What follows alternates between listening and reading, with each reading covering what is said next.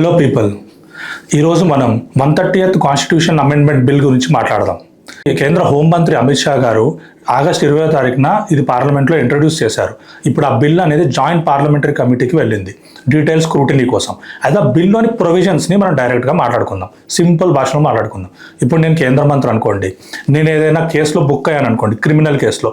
ఆ కేసులో ఒకవేళ నేను బుక్ అయ్యి ప్రూవ్ అయితే నాకు 5 సంవత్సరాలు లేదా అంతకంటే ఎక్కువ శిక్ష పడేలాంటి కేసుల్లో మాత్రమే, అలాంటి కేసుల్లో నేను బుక్ అయ్యాను అనుకోండి, నేను జైల్లో లేదా కస్టడీలో పెట్టి 30 రోజులు ఉన్నాను అనుకోండి, 31వ రోజున నేను సెంట్రల్ మినిస్టర్ అయితే ప్రధానమంత్రి అడ్వైస్ మేరకు ప్రెసిడెంట్ నన్ను రిమూవ్ చేసేయాలి. ఒకవేళ చేయలేదా ఆటోమేటిక్గా నేను రిమూవ్ అవ్వబడతాను. అదే స్టేట్ మినిస్టర్ అయితే చీఫ్ మినిస్టర్ అడ్వైస్ మేరకు గవర్నర్ రిమూవ్ చేయాలి. అదే ప్రధానమంత్రి అయితే డైరెక్ట్ రిజైన్ చేయాలి. అదే చీఫ్ మినిస్టర్ అయితే డైరెక్ట్ రిజైన్ చేయాలి. సో ఈ కేసు ఏంటంటే క్రిమినలైజేషన్ ఆఫ్ ఇండియన్ పాలిటిక్స్ అనేది చాలా పెద్ద ఇష్యూ. అంటే మన రాజకీయ నాయకులు, మన మంత్రులు, మన ఎమ్మెల్యేలు వీళ్ళందరూ క్రిమినల్ ఛార్జెస్తో చాలామంది పాలిస్తూ ఉండడంతో ఈ క్రిమినలైజేషన్ ఆఫ్ ఇండియన్ పాలిటిక్స్ అరికట్టడానికి తెచ్చిన బిల్లుగా మనం చెప్పొచ్చు. బట్ అది నిజంగా అంతేనా చెప్పాలంటే మనం ఇంకొంచెం డీటెయిల్గా వెళ్ళే ముందు ఒకసారి మనం దీని గురించి ఆలోచిద్దాం. ఏంటంటే ఇప్పుడు తమిళనాడులో సెంధిల్ బాలాజీ అనే మంత్రి, డిఎంకే గవర్నమెంట్లో మంత్రి, క్రిమినల్ ఛార్జెస్ మీద, అంటే క్యాష్ ఫర్ జాబ్స్, అంటే క్యాష్ తీసుకొని జాబ్స్ అనే స్కామ్ మీద అతను అరెస్ట్ అయ్యి కొన్ని రోజులు జైల్లో ఉన్నాడు. అప్పుడు చాలా డిమాండ్లు వచ్చినా సరే అతను మంత్రిగానే కొనసాగాడు. కేసు బుక్ అయ్యి జైల్లో ఉన్నా సరే మంత్రిగానే కొనసాగాడు. బట్ కొంచెం అపోజిషన్ ఇదంతా వచ్చేసరికి డిఎంకే వాళ్ళు అతన్ని మినిస్టర్గా తీసేశారు. బట్ దాని తర్వాత ఏమైంది, ఈ ట్రయల్, ఈ విచారణ జరగడానికి చాలా సమయం పడుతుంది అని చెప్పేసి కోర్టు అతనికి బెయిల్ ఇచ్చింది. బెయిల్ ఇచ్చిన వెంటనే డిఎంకే గవర్నమెంట్ అతన్ని రీఇన్స్టేట్ చేసింది, అతని మంత్రివర్గంలో మళ్ళీ తీసుకుంది. బట్ మంత్రివర్గంలో తీసుకున్న తర్వాత సుప్రీంకోర్టు అతని బెయిల్ రద్దు చేయాలి అని చెప్పింది. ఎందుకు చెప్పింది అంటే, మంత్రిగా అతను విట్నెసెస్ని ఇన్ఫ్లుయెన్స్ చేయగలుగుతాడు, సో ఈ కేసు ప్రభావితం అవుతుంది అని చెప్పేసి అతని బెయిల్ రద్దు చేయాలి అని చెప్పి ప్రతిపాదన పెట్టి అతనికి ఒక 2 ఆప్షన్స్ ఇచ్చింది. మీకు ఫ్రీడమ్ కావాలా, పోస్ట్ కావాలా అని. అయితే అతను నాకు ఫ్రీడమ్ కావాలి అనుకోవడంతో మళ్ళీ మంత్రిగా రిజైన్ చేసి మళ్ళీ వెళ్ళిపోయాడు. సో ఇక్కడ మనకు తెలుస్తుంది ఏంటంటే, ఒక మంత్రి క్రిమినల్ ఛార్జెస్లో ఉంటే అతను he's a law breaker, but law మేకర్గా ఉండడం ఎంతవరకు సబబు అన్నది. అలాగే అరవింద్ కేజ్రీవాల్ కూడా ఢిల్లీ చీఫ్ మినిస్టర్గా ఉన్నప్పుడు అతను అరెస్ట్ అయ్యి, ఎక్సైజ్ పాలసీ కేసులో అరెస్ట్ అయ్యి జైల్లో ఉన్నా సరే అతను ఇంకా సీఎంగా చాలా కాలం వరకు పాలన కొనసాగించాడు. సో ఇదంతా కరెక్టే.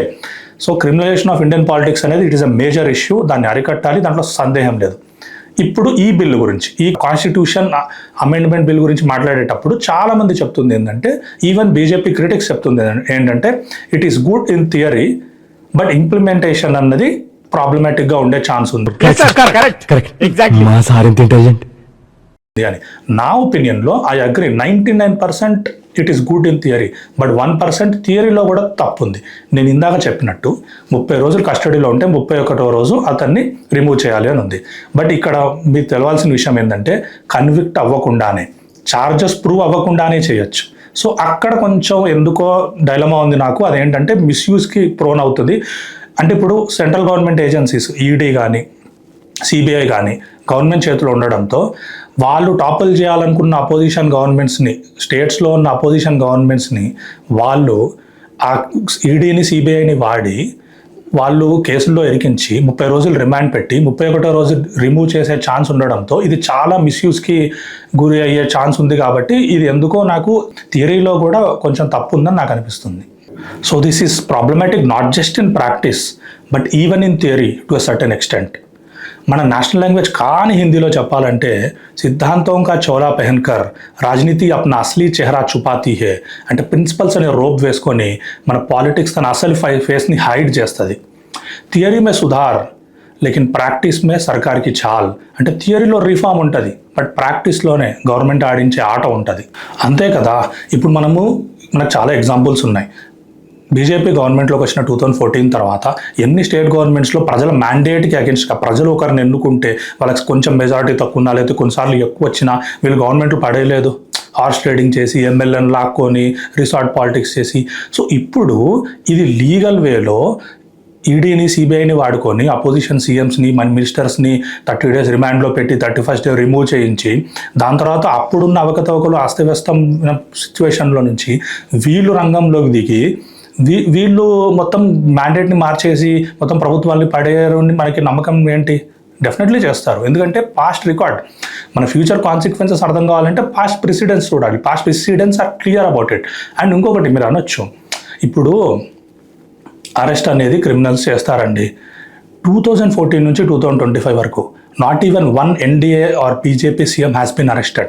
Not even one NDA or BJP serving minister has been arrested. But వేరే పార్టీల్లో చేశారు. అంటే ఇప్పుడు మీరు అనొచ్చు, వీళ్ళు అవినీతి చేయలేదు, వీళ్ళు కరప్షన్ చేయలేదు, వీళ్ళు క్రిమినల్ ఛార్జెస్లో బుక్ అవ్వలేదు, బట్ వేరే పార్టీస్ వల్ల అయ్యారని. మీరు గుండె మీద చేసుకొని చెప్పండి, మీరు ఎంత బీజేపీ భక్తులు అయినా వాళ్ళు కూడా, బీజేపీ భక్తులు కూడా మీరు గుండె మీద చేసుకొని చెప్పండి, బీజేపీలో 11 సంవత్సరాల్లో ఒక్క మంత్రి కానీ ఒక్క సీఎం కానీ అవినీతి చేయలేదు, ఒక్క క్రిమినల్ ఛార్జ్లో లేడంటారండి? మీరే చెప్పండి. సరే అనుకుందాం, నిజంగానే లేడనుకుందాం. ఆపోజిషన్ దాంట్లో ఉన్నారు అంటారుగా, వాళ్ళ మీద క్రిమినల్ ఛార్జెస్ ఉన్నాయి కదా, కానీ వాళ్ళలో చాలామంది బీజేపీకి వచ్చాక వాళ్ళ మీద కేసులు పడట్లేదు. ఎందుకు? వాషింగ్ పౌడర్ నిర్మా పాలలోని తెలుపు, ఇంకా మీతో పాటు నాకు రాదు అంటే ఎందుకు? మరి వీళ్ళు క్రిమినల్ ఛార్జెస్లో ఉన్నారుగా, వాళ్ళు బీజేపీకి వస్తే కేసులు వెళ్ళకపోయినాయి వాళ్ళ మీద. అదే మ్యాజిక్, అదే సర్కార్కి చాలు. దీంట్లో ఇంకో పాసిబిలిటీ కూడా ఉంది. కేవలం అపోజిషన్ పార్టీస్ మీదే కాదు, మరి మీ అలయన్స్ పార్ట్నర్స్ మెడ మీద కత్తి వేలాడదీసి కూడా మీరు వాళ్ళని లొంగ తీసుకొని వాళ్ళు బయటకు వెళ్లకుండా, మీ గవర్నమెంట్ పడిపోకుండా ఉండేలా మీరు ఈ చట్టాలను వాడచ్చు. వాళ్ళకు కూడా భయం ఉండొచ్చు. సో ఇది చాలా పకడ్బందీగా ప్లాన్ చేశారు మైక్. అసలు కాసేపు ఇవన్నీ పక్కన పెడితే నాకు చాలా బాధేస్తుండదు. ఎందుకంటే క్రిమినలైజేషన్ ఆఫ్ ఇండియన్ పాలిటిక్స్ అనేది చాలా పెద్ద ఇష్యూ. దాని మీద ఒక బిల్లు తెచ్చారు. మంత్రులను అరెస్ట్ చేస్తామన్నారు, సీఎంని అరెస్ట్ చేస్తామన్నారు క్రిమినల్ ఛార్జెస్ ఉంటే. యాక్చువల్లీ చాలా మెచ్చుకోదగ్గ విషయం ఉండాలి. బట్ ప్రాబ్లం అయిపోతుందంటే, ఇప్పుడు నేను దీన్ని కూడా మెచ్చుకోకపోతే చాలామంది ఏమంటారంటే, అరే నువ్వు బీజేపీ ఏది చేసినా అది వ్యతిరేకిస్తావని మాలాంటి వాళ్ళని అంటారు. బట్ ఇక్కడ ఇదే ప్రాబ్లం ఏంటంటే, అథారిటేరియన్ రూలర్స్, ఫాసిస్ట్ రూలర్స్ వాళ్ళ టెక్నిక్స్ ఎలా ఉంటాయంటే, వాళ్ళ ప్లేబుక్ ఎలా ఉంటుందంటే, సపోజెడ్లీ గుడ్ లాస్ అంటే బయట కనిపించడానికి మంచి లాస్ని వాళ్ళ మిస్యూజ్తో ఇవన్నీ చేయడం వల్ల ఏమవుతుందంటే, మాలాంటి వాళ్ళ మిస్యూజ్ గురించి మాట్లాడి దాన్ని అంటే మీరు క్రిమినల్స్కి సపోర్ట్ చేస్తున్నారు. మీరు ఒక మంత్రి క్రిమినల్ ఛార్జెస్ మీద అరెస్ట్ అయితే వాడికి సపోర్ట్ చేస్తున్నారు. బీజేపీ ఏ బిల్ తెచ్చినా అపోజ్ చేస్తారు. ఇలా చేసేసి మమ్మల్ని ఎలా చూపిస్తారంటే, అందరి కళ్ళల్లో వీడు ఏది చేసినా బీజేపీ అపోజ్ చేస్తాడు, వీడు క్రిమినల్స్ని సపోర్ట్ చేస్తాడు, అవసరమైతే వీడు అపోజిషన్ పార్టీలు ఏం చేసినా సపోర్ట్ చేస్తాడు అని చూపిస్తారు. బట్ ఒక థియరీ కాదు కదండి, ప్రకటిత థియరీయే కాదు, అప్రకటిత ఇంప్లిమెంటేషన్ కూడా చూడాలి కదా. ఎందుకంటే వీళ్ళ పాస్ట్ ప్రెసిడెన్స్ అలా ఉన్నాయి కదా, వీళ్ళకి క్లీన్ రికార్డు, క్లీన్ చిట్ ఉందనుకోండి, మనం కొన్నిసార్లు ఇంప్లిమెంటేషన్ మీద బెనిఫిట్ అవుట్ వీళ్ళకి ఇవ్వచ్చు. కానీ ఇంప్లిమెంటేషన్ మీద బెనిఫిట్ అవుట్ వీళ్ళకి ఎలా ఇస్తాం? ఇప్పుడు వీళ్ళు ఈ చట్టాలు లేకముందే ఇవన్నీ చేసినప్పుడు.